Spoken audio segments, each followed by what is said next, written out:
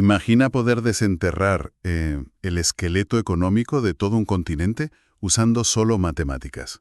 O sea, ver los huesos invisibles del poder, de la dependencia y de la riqueza que unen a 49 países sin que ellos mismos se den cuenta. Es una imagen súper potente, la verdad. Y un poco inquietante también, si lo piensas. Totalmente. Porque, claro, normalmente vemos el comercio internacional como algo evidente, ¿no? Barcos enormes cruzando el océano, políticos firmando acuerdos aduaneros bajo los focos de la prensa.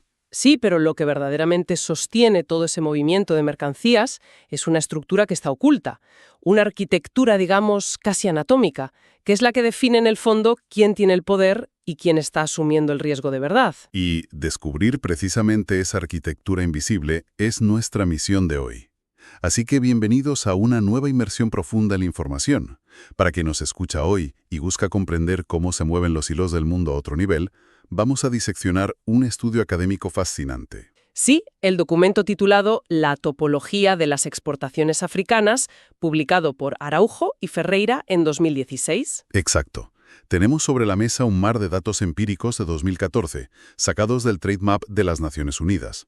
Y hay que recalcar que esto no es algo lejano, esto nos afecta a todos. Claro, porque el esqueleto que vamos a revelar dicta cosas tan cotidianas como el precio del café que tomamos por la mañana o del cobalto que hace funcionar nuestros teléfonos móviles. Es el equilibrio geopolítico del siglo XXI puro y duro. Pero, claro, para entender ese equilibrio, el primer problema que tenemos es la falta de luz.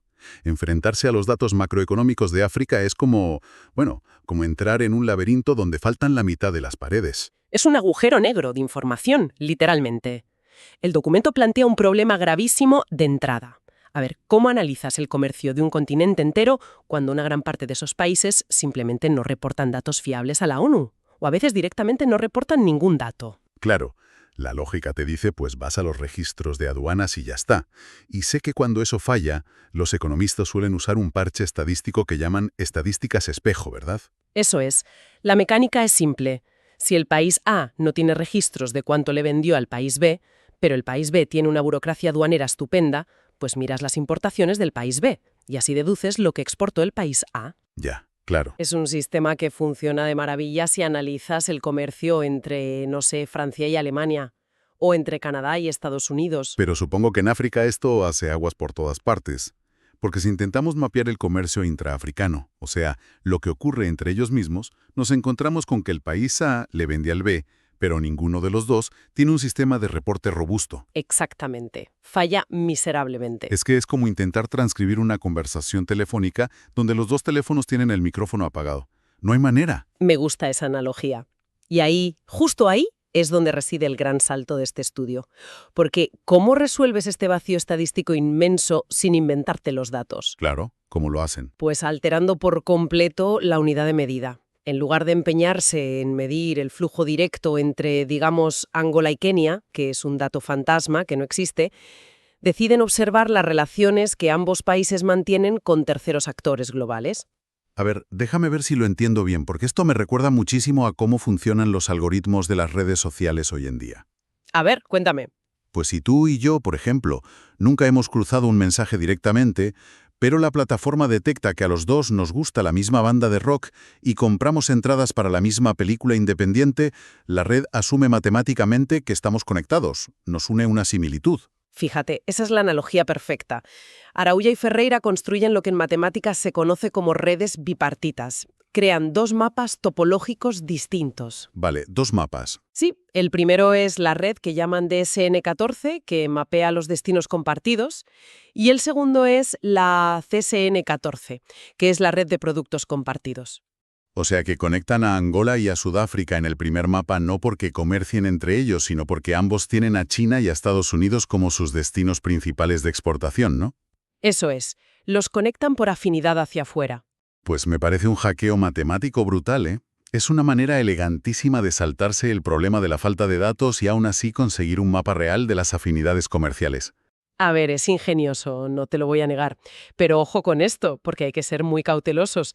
Si analizamos la metodología con rigor, este hackeo es también la mayor debilidad del estudio. ¿Por qué lo dices? Porque el modelo se construye basándose única y exclusivamente en los dos primeros destinos o en los dos primeros productos de cada país. Solo cogen el top 2 y descartan el resto. Bueno, ya, pero ¿no captura ese top 2 la esencia de un país? Al final, si tus mayores ingresos vienen del petróleo y del cobre, pues eso es lo que define tu economía. Define tu volumen bruto, claro, pero invisibiliza por completo tu complejidad. Reducir la economía de una nación entera a sus dos exportaciones principales es una simplificación extrema. Ya entiendo por dónde vas. Ignoras las cosas pequeñas. Exacto. Imagina que un país emergente está invirtiendo muchísimo esfuerzo en diversificar su agricultura y está creando lazos con 10 países vecinos. Si sumas todo eso, a lo mejor no supera el volumen masivo de una sola mina de diamantes que le exporta a Suiza. Claro, el modelo matemático borra todo ese esfuerzo porque no entra en el top 2. Eso es, las economías quedan caricaturizadas, como si fueran máquinas de un solo propósito.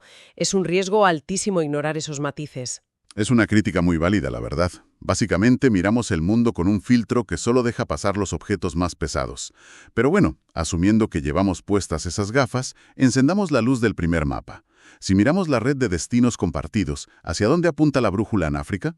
Pues el mapa se inunda de un color dominante e incontestable, que es China. China es el destino número 1 absoluto y a bastante distancia le siguen India, Suiza, Francia y Sudáfrica. ¡Wow! Lo curioso es que si coges a los países europeos y los sumas como un bloque, Europa tiene la mayor frecuencia total, pero claro, China actúa como un único Estado-nación y eso genera la estructura matemática más densa y masiva de toda la red. Y cuando lees la descripción visual en el documento, es casi aterradora. Hablan de un enorme núcleo rojo de países altamente conectados que exportan a China. Es como un agujero negro gravitacional. Sí, succiona todo a su alrededor. Literalmente, mencionan que la mitad de los países de organizaciones regionales enteras, como la Comunidad Económica de los Estados de África Central y la región SADC del sur, están atrapados en ese núcleo, todos hiperconectados matemáticamente porque le venden a la misma fábrica mundial. Y para que nos hagamos una idea de la gravedad de esta atracción, hay que mirar una métrica clave del estudio, que es el coeficiente de agrupamiento, el clustering. Vale, ¿y qué número da? El bloque de China tiene un coeficiente asombroso de 0,96 sobre 1. Madre mía, 0,96. Pero para quien nos escucha y no tiene un máster en teoría de redes, ¿qué significa esto en la economía de la calle? Significa que estamos ante un monocultivo económico a nivel continental. Un 0,96 implica que si un país exporta a China, hay un 96% de probabilidad de que los socios comerciales de sus países vecinos sean exactamente los mismos. O sea, 0 rutas alternativas. 0. Si tú eliminas a China del gráfico, no es que los nodos busquen otras vías, es que la estructura matemática entera se desintegra. El documento cita autores como Valia Munelitz para advertir que esta hiperconcentración es muy alarmante. Ya, pero ponte en la piel de un ministro de comercio africano. Le estás vendiendo a expuertas al motor de Asia. Eso genera unos ingresos brutos masivos a corto plazo. No parece una mala noticia en los telediarios. A corto plazo es una victoria, claro.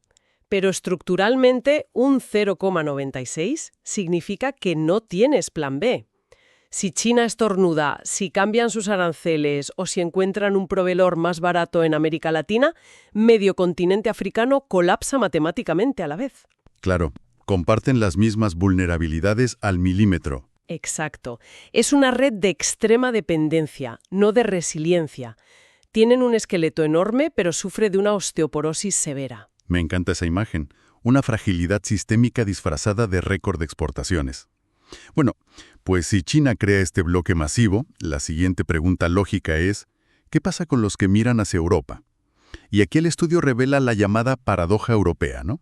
Una paradoja fascinante. El estudio se fija en la región de la Unión del Magreb Árabe, en el norte de África, países como Marruecos, Argelia o Túnez, que por proximidad exportan muchísimo a Europa. Claro, están al lado. Pues al ver su posición en el gráfico, pasa algo contraintuitivo. Aparecen completamente aislados, empujados a la periferia de la red africana. Sus métricas son bajísimas, sí. El estudio usa la centralidad de intermediación, que es básicamente tu capacidad de ser puente entre otros grupos. Y los países del Magreb tienen un 6,5, que es nada frente al 26,7 de los países del sur. Están desconectados del resto del continente. A mí esto me recuerda al modelo Hub and Spoke de los aeropuertos. Es como si todos los países del Magreb fueran vuelos regionales obligados a volar al aeropuerto central de Europa, pero no hay vuelos directos entre ellos. Esa analogía del aeropuerto viene que ni pintada para explicar una de las críticas más duras que hace el documento. Se basan en el investigador Gamberoni para advertir sobre el efecto de antidiversificación de las preferencias comerciales europeas. Espera, ¿cómo puede un acuerdo comercial preferente acabar provocando antidiversificación? Suena contradictorio. Porque funciona como un incentivo perverso. Al estar atados a Europa, economías como la de Marruecos se especializan tantísimo para cumplir las normativas de Bruselas que se vuelven incompatibles con sus vecinos africanos. Ah, claro. Si todos adaptan su agricultura a los estándares europeos, de repente todos venden lo mismo y se convierten en competidores entre sí. Exacto. No se complementan, no crean cadenas de valor juntas. Por eso el modelo los castiga visualmente. Estar atados a Europa hace que sus segundos destinos comerciales sean totalmente caóticos. O sea, que son islas económicas que están geográficamente en África, pero conectadas a otro continente. Tela. Bueno, hasta aquí hemos visto a quién le venden. Vamos a cambiar de mapa para ver qué venden exactamente. La red CSN. Es más común compartir un destino que compartir un producto. Es decir, que es más probable que dos países africanos compitan a muerte por el mismo cliente extranjero a que exporten lo mismo. Así es. La red de destinos es muchísimo más densa. Aunque bueno, mirando lo que venden, tampoco hay muchas sorpresas. El petróleo reina de forma absoluta, seguido por los diamantes y los minerales. Pero fíjate, lo que me llamó la atención es el grupo de materias primas. Sí, el de los productos agrícolas. Ese. Hablamos de café, madera, algodón. Resulta que el clúster que exporta eso tiene una conectividad bajísima. Y eso expone una brecha estructural muy triste. Las verdaderas materias primas agrícolas, que son las que dan empleo a la gran mayoría de la población, están fragmentadas matemáticamente. Quedan en los márgenes de la red, totalmente. Como cada país exporta un cultivo ligeramente distinto según su clima, el algoritmo no ve un patrón masivo y los relega a la periferia. Quedan fuera del poder comercial real. Y en contraste con esa periferia, emerge el rey del tablero en este juego topológico, que es Angola. Angola es el centro neurálgico absoluto. El corazón de todo. El corazón de las ventas a China y el corazón del petróleo. Une ambas redes. Pero aquí vuelvo a ser la aguafiestas.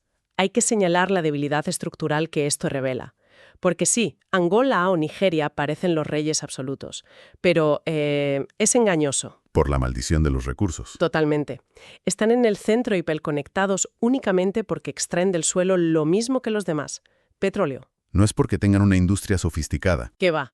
No lideran caleras ganaderas de virológico ni tienen infraestructuras que integren a sus vecinos. Su poder es pura fuerza bruta por el volumen del petróleo. Están asumiendo un riesgo altísimo si ese mercado global cambia. Son el peón más grande del tablero, pero siguen siendo un peón. Y fíjate, para limpiar todo este ruido del petróleo, el estudio usa una herramienta que me encanta, el árbol de expansión mínima. El famoso MST, sí. Una herramienta vital. Es como unas tijeras de podar, ¿no? Corta las conexiones débiles y deja solo el esqueleto indispensable para que la red no colapse. Exacto. Elimina el ruido visual. ¿Y qué pasa cuando pasas esas tijeras matemáticas por el comercio africano? Pues que el resultado es contraintuitivo y desolador. Desolador total. Porque los países cuyo destino principal es otra nación africana, como Kenia, Namibia o Suazilandia, acaban en las hojas del árbol, en los bordes extremos. Aislados por completo. Y la gran duda es, la lógica económica dicta que comerciar con tus vecinos debería crear una red local súper fuerte. ¿Por qué la matemática los castiga y los relega a las ramas más débiles? Pues basándose en el investigador Kamuganga, el paper explica que el problema real es la dramática falta de infraestructura intraafricana. Claro, no hay carreteras ni trenes que unan los países de forma eficiente. Efectivamente. Si Kenia quiere exportar a sus vecinos, tiene que hacer 100 envíos pequeños y costosos en camiones a 10 países distintos, y el algoritmo percibe eso como 10 ramitas raquíticas. Mientras que si Angola fleta un superpetrolero hacia Shanghái, la matemática ve un tronco gigante irrompible. Eso es, al esparcir los recursos en volúmenes pequeños a nivel local, pierdes masa crítica. Visualmente, el modelo te ve como un actor marginal. Qué frustrante. Intentar crear una economía independiente y local te debilita en la foto global. Sí, pero el documento deja claro algo importante. Aunque el modelo matemático actual los castigue y los mande a las hojas del árbol, ven este comercio intraafricano fragmentado como el canal más crucial para la futura diversificación del continente. Es la única salida real a largo plazo. Pues fíjate, esto nos lleva perfectamente a las conclusiones claras de hoy. Vamos a repasar los grandes aprendizajes de esta inmersión. Venga. El primero sería que es matemáticamente mucho más probable que dos países africanos compitan por el mismo cliente, ya sea China o Europa, a que exporten el mismo producto. Exacto. Hay competencia en lugar de sinergia. El segundo punto es que la centralidad en el mapa la da el volumen bruto, el petróleo y China, dejando a la agricultura real y al comercio local completamente marginados. De un mercado rico a corto plazo, te desconectas de tus vecinos y destruyes tu propio mercado regional. Pues es una radiografía espectacular del año 2014. Y para despedirnos, quiero dejar una idea flotando en el aire para todos los que nos escuchan, construyendo sobre lo que hemos visto. Adelante. Pensemos que si esta red fuera un organismo vivo, imaginen cómo han tenido que mutar esos huesos a día de hoy. Estamos en plena transición energética, alejándonos del petróleo, y hay nuevos gigantes tecnológicos buscando minerales raros, litio, cobalto. La reconfiguración tiene que ser brutal. Esa es la pregunta. ¿Seguirá siendo Angola el corazón que bombea la sangre de este gráfico? ¿O se está tejiendo un nuevo esqueleto en la sombra alrededor de las nuevas tecnologías? Es una pregunta fascinante y estoy segura de que los próximos estudios de redes nos darán unos mapas muy distintos. Estaremos aquí para analizarlos. Gracias por sumergirse con nosotros hoy en las profundidades de los datos y acompañarnos a desenredar la complejidad del mundo. Hasta la próxima inmersión.